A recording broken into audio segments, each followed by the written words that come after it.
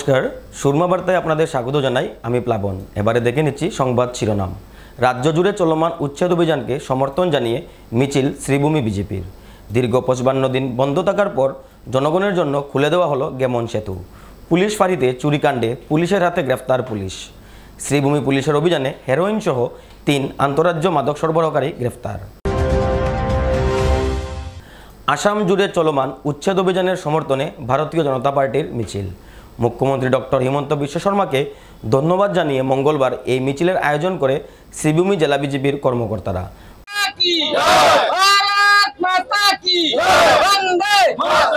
মন্ত্রী কৃষ্ণেন্দু বালার উপস্থিতিতে আয়োজিত ওই মিছিলে ভূমি বেদখলকারীদের বিরুদ্ধে গর্জে উঠে বিজেপির কার্যকর্তারা।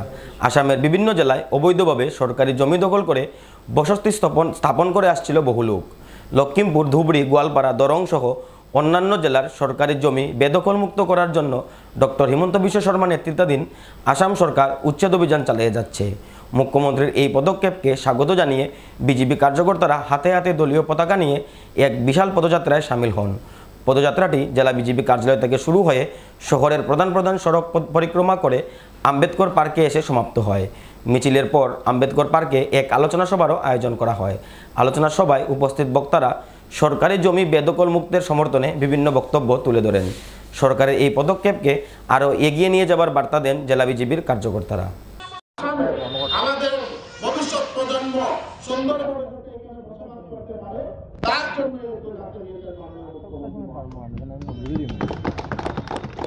আপনারা দেখবেন যে 2001 থেকে আমি যদি বলি 2016 ইংরাজি, আসামের অনেক এলাকায়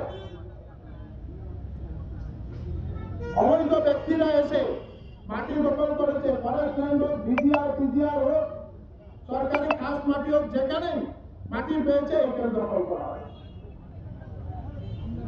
তার উদ্দেশ্য যে এই আসামকে কিভাবে কাশ্মীরে পরিণত করা যায়, এই শান্তির দ্বীপ আসামের শান্তি কিভাবে বিনষ্ট করা যায়, আসামের প্রত্যেকটা কনস্টিটিউয়েন্সির ডেমোগ্রাফি কিভাবে চেঞ্জ করা যায়। আজকে লক্ষিমপুরে যদি ইলেকশন হয়েছে তো দেখা গেল শ্রীভূমির থেকে গিয়ে ওইখানে গিয়ে মানুষ মাটি জবরদখল করেছে। সাউথ সালমারার থেকে গিয়ে মাটি জবরদখল করেছে। আমার কথা বলে ওনারা বলবেন যে ব্রহ্মপুত্র যে সময় ফ্লাড হয় তখন নাকি আমাদের ঘর বাড়ি ডুবিয়ে দেয়। তাহলে একটা সম্প্রদায়ের জন্যই ব্রহ্মপুত্র জল আসে, এই কথা চিন্তা করতে হবে। আজকে যে জামাতি এলাকা, এই জামাতিতে প্রত্যেক বছর বন্যার ফলে অনেকের ঘর বাড়ি চলে নিয়ে যায়, এই বন্যায় নিয়ে যায়। তারপরেও আমরা দেখিনি যে অন্যান্য জায়গায় গিয়ে মাটি দখল করেছে ওই এলাকার নাগরিকরা। পার্টিকুলার একটা কমিউনিটি, ওনাদের একটাই কাজ মাটি দখল করা। ভারতীয় জনতা পার্টি এই রাজ্যের প্রত্যেকটি জেলা সদরে, মহকুমা সদরে আমরা আসাম সরকারের যে কিছু লোক আসামের ভূমি বেদখল করছে, সরকারি জমি বেদখল করছে, সরকারি সংরক্ষিত বনাঞ্চল বেদখল করছে, মন্দির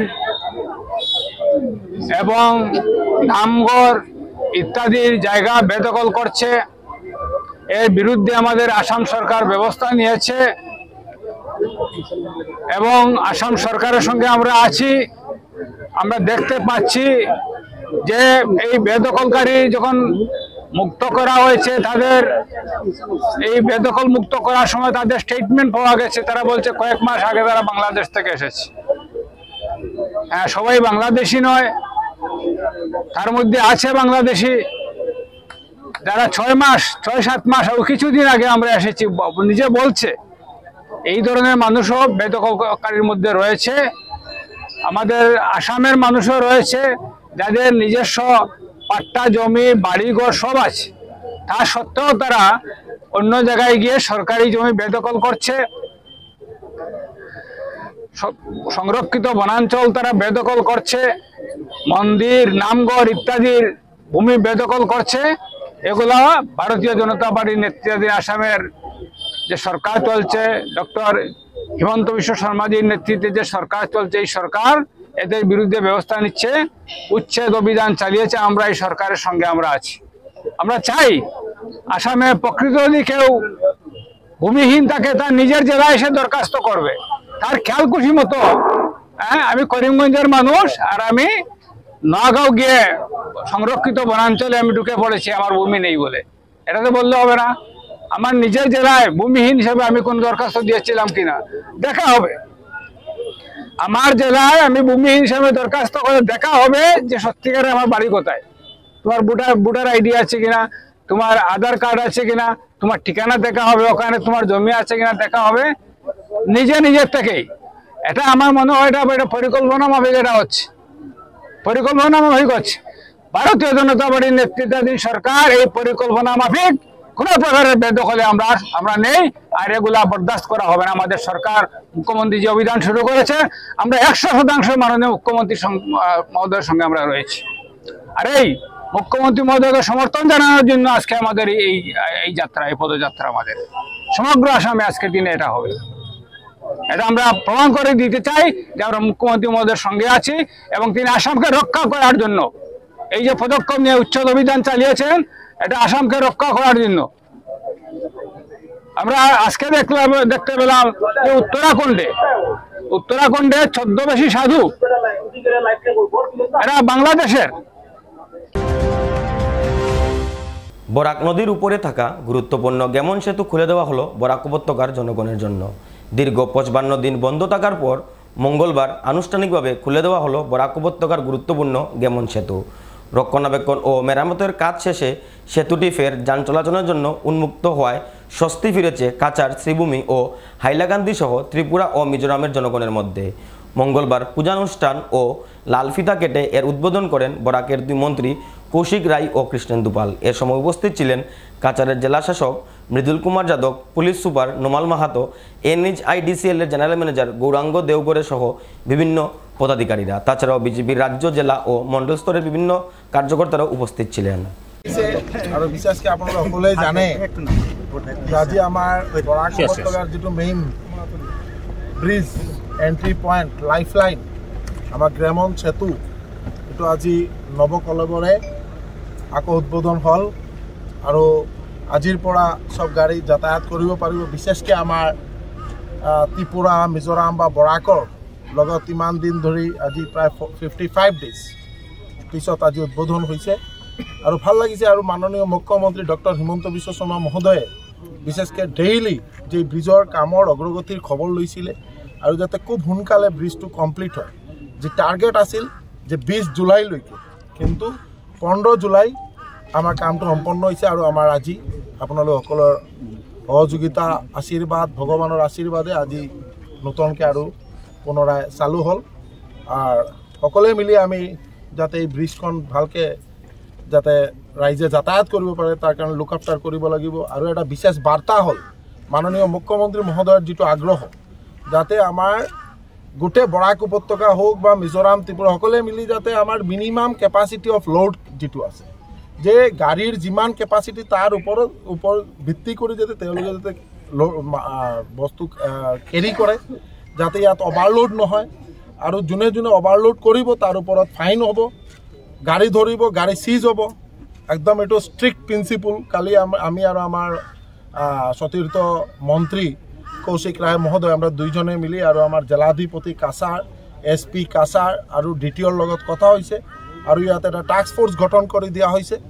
যদি আমাৰ এই যে ডাম্পাৰ গাড়ী, তেওঁলোকে যিটো আমাৰ বডি, অফিচিয়েল বডি যিটো আছে, তাৰ ওপৰতো তেওঁলোকে প্ৰায় 1-1.5 ফুট ওখ কৰি দিলে। এইটো কাটি দিব লাগে। আৰু যিটো কেপাচিটি আছে, কেপাচিটিৰ ওপৰত ভিত্তি কৰি তেওঁলোকে যাতে যিমান আমাৰ নিত্য প্রয়োজনীয় সামগ্রী তেওঁলোকে যাতে বহন করে।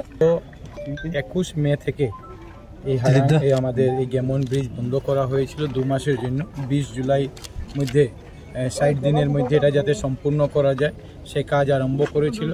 এবং এটার জন্য সরকারের তরফ থেকে 2,75,00,000 টাকা মঞ্জুর করা হয়েছিল NHDCL এর কর্তৃপক্ষের মাধ্যমে। এবং জন্ডু কনস্ট্রাকশন যারা এখানে আমাদের 4 লেনিংয়ের কাজ করছে, তারা এই কাজে এই যে ব্রিজের কামটা তারা করছিল। সঙ্গে সঙ্গে আমরা লক্ষ্য করেছি যে সময়ের মধ্যে 60 দিনের সময়সীমা ছিল, 55 দিনের মধ্যে NHADCL কর্তৃপক্ষ এটাকে সম্পূর্ণ করতে পেরেছেন, তাদেরকে ধন্যবাদ জানাই। মাননীয় মুখ্যমন্ত্রী ডক্টর হিমন্ত বিশ্ব শর্মা মহাশয় প্রতিনিয়ত আমাদের সঙ্গে, প্রশাসনের সঙ্গে, NHADCL কর্তৃপক্ষের সঙ্গে যোগাযোগ রাখি যাচ্ছিলেন, যাতে খুব সঠিক সময়ের মধ্যে আমরা এটাকে সম্পূর্ণ করতে পারি।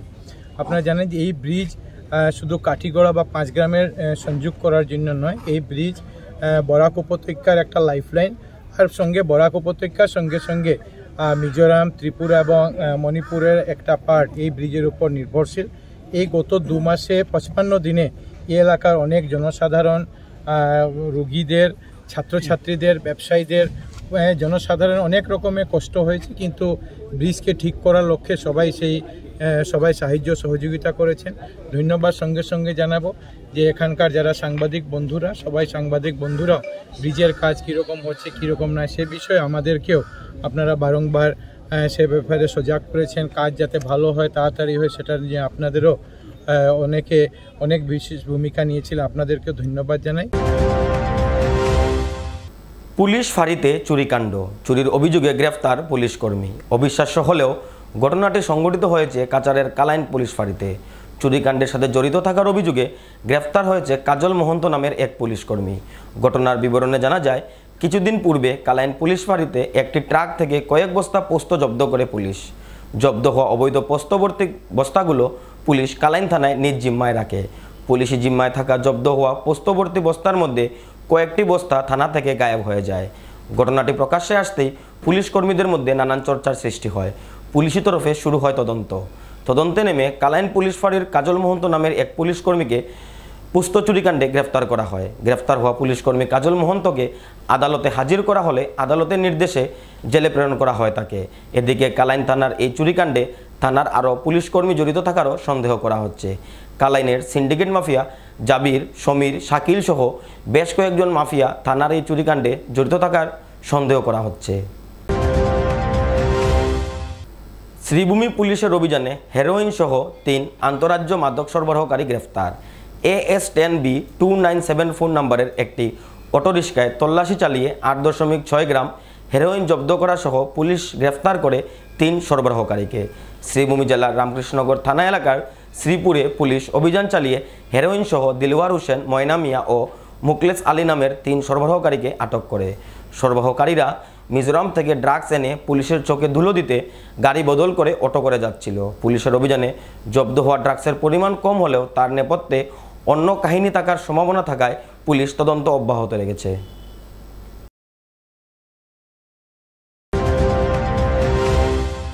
অপহৃতা নাবালিকা সহ অপহরণকারী যুবক আটক, বাজারিচলা পুলিশের জালে।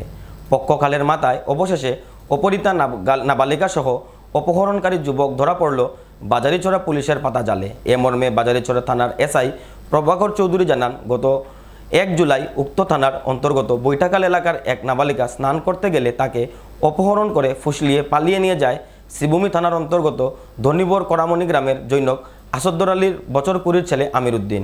পরে এ মর্মে নাবালিকার পিতা বাজারিচড়া থানায় একটি অপহরণ সংক্রান্ত মামলা দায়ের করেন। শেষে বিষয়টি নিয়ে নড়েচড়ে বসে পুলিশ, কিন্তু অপহরণকারী যুবক ঘন স্থান পরিবর্তন করে ঘুরে বেড়ানোয় তাদের ধরতে পুলিশের কালোজিগাম ঝরে। এদিকে গতকাল অর্থাৎ সোমবার বিকেলে এক গোপন ডেরা থেকে তাদেরকে ধরতে সক্ষম হয় স্থানীয় পুলিশ। পরে পুলিশের পক্ষ থেকে আইনি প্রক্রিয়া হেতু নাবালিকাকে এদিনই নিলামবাজার হোমে পাঠিয়ে দেওয়া হয়। পরদিন মঙ্গলবার সকালে অভিযুক্ত যুবককে শ্রীভূমি জেলা CJM আদালতে সুপর্দ করা হলে মহামান্য আদালতের নির্দেশে ধৃতের ঠাঁই হয় জেল হাজতে। এদিকে এদিনই নাবালিকাকে মেডিকেল চেক আপ ও আদালতে তুলে তার বয়ান নথিভুক্ত করার পর বাবার হাতে তুলে দেওয়া হয়। এবারে নিয়ে নিচ্ছি বিজ্ঞাপন বিরতি। ফিরে আসছি বিরতির পর, সঙ্গে থাকুন। বিভিন্ন আধুনিক ও আকর্ষণীয় টাইলসের সম্ভার নিয়ে শ্রীভূমিতে উপস্থিত প্রিয়া টাইলস। আপনার ঘরকে অতি সুন্দরভাবে সাজিয়ে তুলতে আজই চলে আসুন প্রিয়া টাইলসে এবং নিয়ে যান অত্যাধুনিক টাইলস। আপনার পছন্দের সব রকমের টাইলস আমাদের প্রিয়া টাইলসে উপলব্ধ রয়েছে। আমাদের ঠিকানা চান্দ্রাস প্লাজা নিয়ার বিশাল মেগামার্ট, স্টেশন রোড, শ্রীভূমি। যোগাযোগ 9101805530, 5770978 আনন্দ সংবাদ, আনন্দ সংবাদ। করিমগঞ্জে এই প্রথম 3D সিটি স্ক্যানের সুবিধা নিয়ে এলো Karimganj health city, Banamali road, Karimganj. পুরো শরীর 3D সিটি স্ক্যানের সুবিধা এখন পাচ্ছেন করিমগঞ্জে। আন্তর্জাতিকভাবে বিখ্যাত ডাক্তার দ্বারা রিপোর্ট। 3D সিটি স্ক্যানের জন্য যোগাযোগ করুন telephone 03843260705, mobile 9678033047। Karimganj health city, Banamali road, Karimganj আপনাদের সেবায় নিয়োজিত।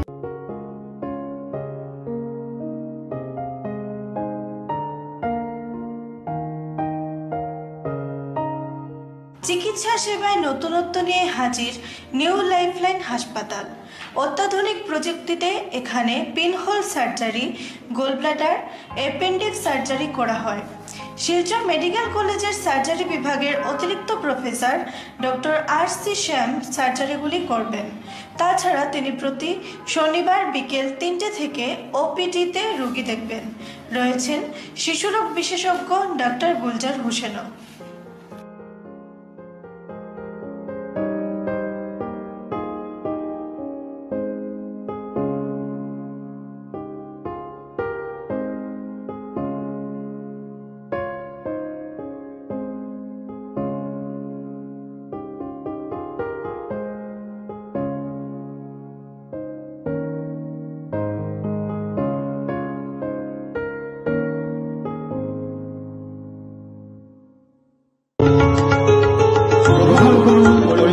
হোলসেল কোঅপারেটিভ স্টোর্স তথা সহযোগীর আন্তরিক অভিনন্দন। করিমগঞ্জ হোলসেল কোঅপারেটিভ স্টোর্সের নিয়ন্ত্রণাধীন স্টেশন রোডস্থ বিভাগীয় বিপণী সহযোগী নতুন উদ্যোগে সমৃদ্ধ হয়ে জনগণের সেবায় এগিয়ে এসেছে। তুলনামূলক কম মূল্যে নিত্য প্রয়োজনীয় দ্রব্য সামগ্রীর যোগান অব্যাহত রাখতে সহযোগী কর্তৃপক্ষ বদ্ধপরিকর। জেলার সমবায় আন্দোলনকে জোরদার করে তোলার ক্ষেত্রে করিমগঞ্জ হোলসেল কোঅপারেটিভ স্টোর্স তথা সহযোগী কর্তৃপক্ষ সকলের আন্তরিক ও সক্রিয় সহযোগিতা কামনা করে। নতুন আঙ্গিকে বাস্তব পরিকল্পনা নিয়ে সহযোগী স্টেশন রোড, করিমগঞ্জ আপনাদের সেবায় সদা প্রস্তুত। স্বাস্থ্য সংক্রান্ত বিষয়ে খরচের কথা ভেবে চিন্তিত হচ্ছেন? এখন আর চিন্তার কোনো কারণ নেই, কারণ আপনাদের সেবায় এসে উপস্থিত হয়েছে জীবনজ্যোতি হাসপাতাল। এখানে অনেক কম খরচে আপনি পেয়ে যাবেন অনেক অভিজ্ঞ চিকিৎসকদের দল। Child specialist, cardiologist, urologist, gynaecologist, skin specialist, orthopaedics, neurologist, এছাড়াও নর্মাল ডেলিভারি, সার্জিয়ান ডেলিভারি, সব রকমের ortho surgery, advance laparoscope surgery, knee replacement, spine surgery, সব রকমের ইউরো সার্জারির সুবিধা ছাড়াও অপারেশন থিয়েটার, 24 ঘন্টা emergency ward, ICU labour room, medical specialist, general ward, laboratory, hospital dispensary, গাড়ি পার্কিংয়ের স্থান ছাড়াও নানান প্রকার সুযোগ সুবিধা অনেক কম খরচে লাভ করতে পারবেন জীবনজ্যোতি হাসপাতালে। তাই আর দেরি না করে আজই চলে আসুন। যোগাযোগের নম্বর 7637062954, 8638048459। আমাদের ঠিকানা Nilambazar, Gandhi GP, Durganagar road, Assam 788722। Barak diagnostic centre. এখানে digital ECG, digital EEG, digital x-ray, computerized pathology, microbiology, histopathology, colour doppler sonography, chamber home collection ইত্যাদি করা হয়। আমাদের প্রতিষ্ঠান সকাল 7টা থেকে রাত্রি 9টা পর্যন্ত খোলা থাকে। প্রতিদিন সকাল 8টা থেকে সোনোগ্রাফি করা হয়। যোগাযোগ Barak diagnostic centre, settlement road. যোগাযোগের নম্বর 03843273151, 7086376822, 9401325290। সুরমা বার্তা আজ এ পর্যন্তই। আগামীকাল আবারও দেখা হবে একই সময় একই চ্যানেলে। নমস্কার।